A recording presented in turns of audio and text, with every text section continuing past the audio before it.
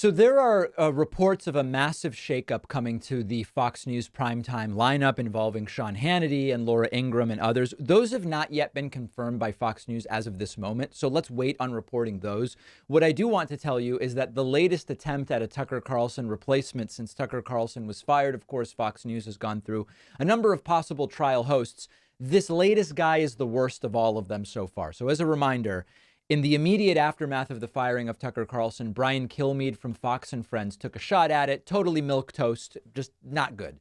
Then Lawrence Jones came in. Lawrence Jones, notably not ready for prime time. He tried to come out aggressive, asking tough questions. He looked visibly confused about the questions he was asking his guests. It was a really big self-own.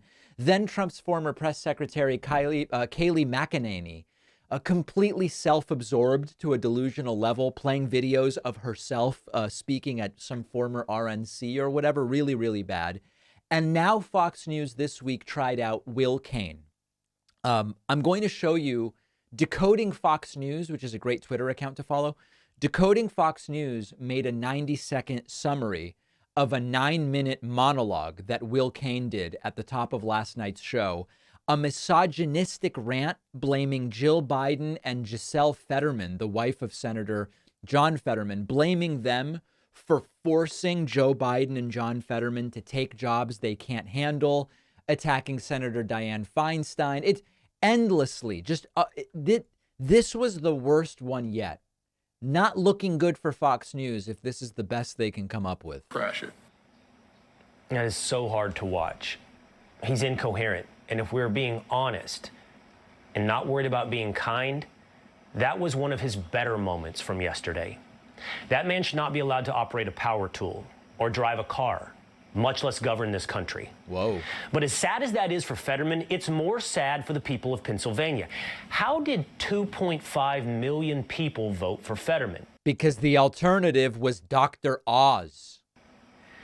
What is going on here? Who is using these people? They're useful idiots for whom? For Jill Biden? For Giselle Fetterman? For Chuck Schumer?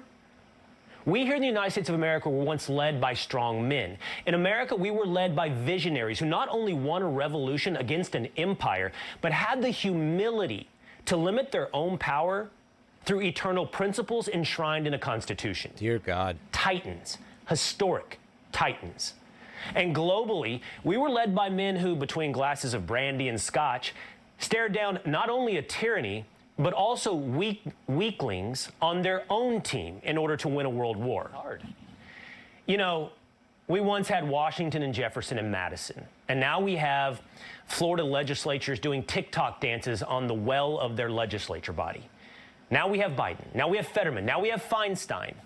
And yes, for those individuals, they are the victims of ambitious spouses, but it's all their spouses that are to be blamed.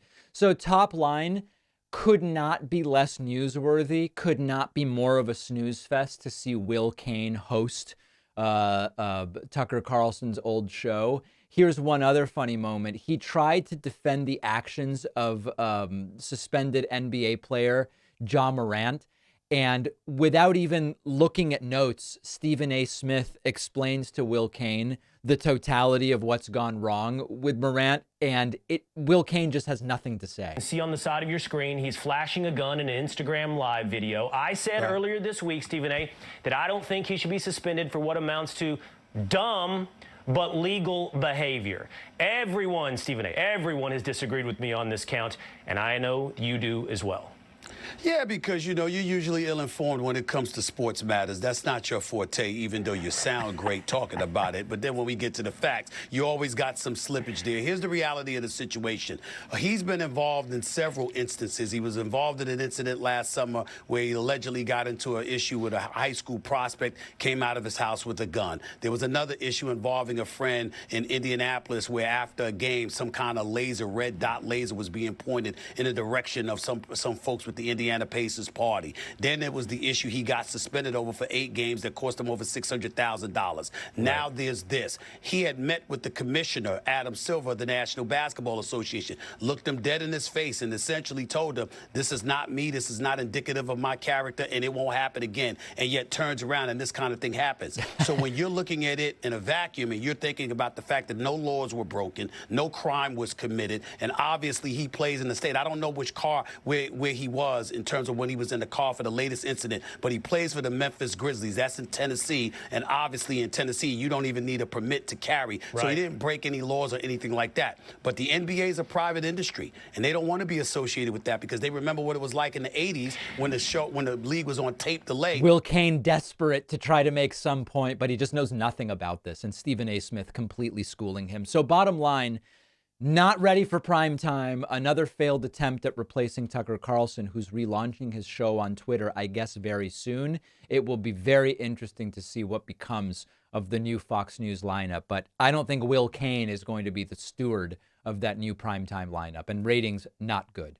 Sometimes it can be tough to maintain an emotional connection with your significant other. You might work in different places at different times. There might be a kid in the way. It can be hard to find time for date nights, especially because kids demand so much attention, which is why I love our sponsor Paired, which is the app for couples. The app will prompt you with a daily question or a game or a guided conversation, all designed by leading psychologists. And the point is to just have a deeper connection with your partner, boost intimacy, build a deeper knowledge of one another. My girlfriend and I will use the prompts on Paired throughout the day to stay connected. For instance, we answered a prompt about what we remember most from the early days of the relationship. It really helps us learn new things, and there can be funny moments as well. An independent study found that couples using Paired saw a 36% increase in the quality of their relationship, and giving a Paired subscription as a gift is also a really great idea. You can try it free for 7 days and get 25% off a subscription. Go to paired.com/Pacman. The link is in the description.